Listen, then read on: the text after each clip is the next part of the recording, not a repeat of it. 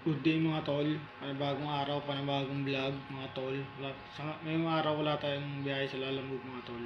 Kasi may dumating sa ating parcel mga tol na i-review sa inyo.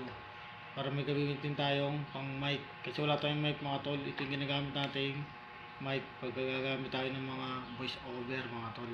Pero ngayon may darating tayong parcel. Para di na tayo gagamit na ito mga tol. Ito siya mga tol. Video siya sa TikTok mga tol. Kaso wala pa siya bukas mga tol. Doon siya nabubuksan mga tol. Ngayon ko lang siya bubuksan. Papayta ko sa inyo kung ano yung laman niya mga tol. Buksan natin mga tol.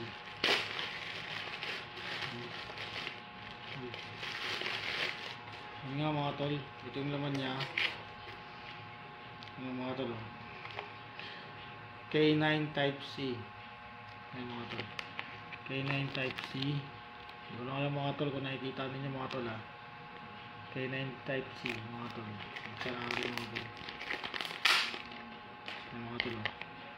K9 Type C mga tol. Tignan natin.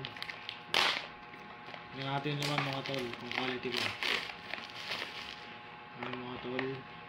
Pwede na siyang pang mic. 20 meters na distance niya. Tapos naka-clear voice, high sensitivity. Ito, goods naman siya. Ayos naman yung specs. Yung buksan natin mga tol. Budget mate lang ito mga tol. Lalagay ko dito yung ano, yung link ng page nila mga tol. Yan ang mga tol. Yan siya mga tol. Meron siyang yung USB Type C. Tama to, order natin. Ito siya mga tol, USB Type C. Tapos ito yung pinaka mic niya mga tol. O, diba? Ayos rin siya mga tol. So lang po dito yung siya-charge mga tol eh. Ito yung butas na yun o. Hindi na siya-charge mga tol. Pagka lobat na mga ganun mga tol. So meron na siyang pang-ipit mga tol. Mga dito mga tol. Testing natin mga tol. Yun mga tol. Ito yung gagamitin natin pag nagpa-mic tayo mga tol. Yan. Diba? Yung gagamitin natin mga tol. Kasi yung ginagamit natin pang mic, ito tol, ito. Itong headset na to. Kasi meron rin itong voice, kaya ito yung ginagamit natin pang mic. Pero ngayon meron na tayo na ito. Ito na gagamitin natin mga tol. Pagkasalita, yan o. Mic check, 1, 2, 3. Ito na yung gagamitin natin mga tol. Actually, di ko pa siya, di ko pa siya na-testing. Pero mga next day, mga ganun mga tol. Testing natin siya kung quality ba yung voice. Tapos ito yung laman niya mga tol. Sa loob. Meron siyang user guide mga tol din. So alam mga Chinese ito mga tol eh. Hindi natin maintindihan. Natin maintindihan mga tol. Okay, tapos meron siyang charger na free mga tol dito.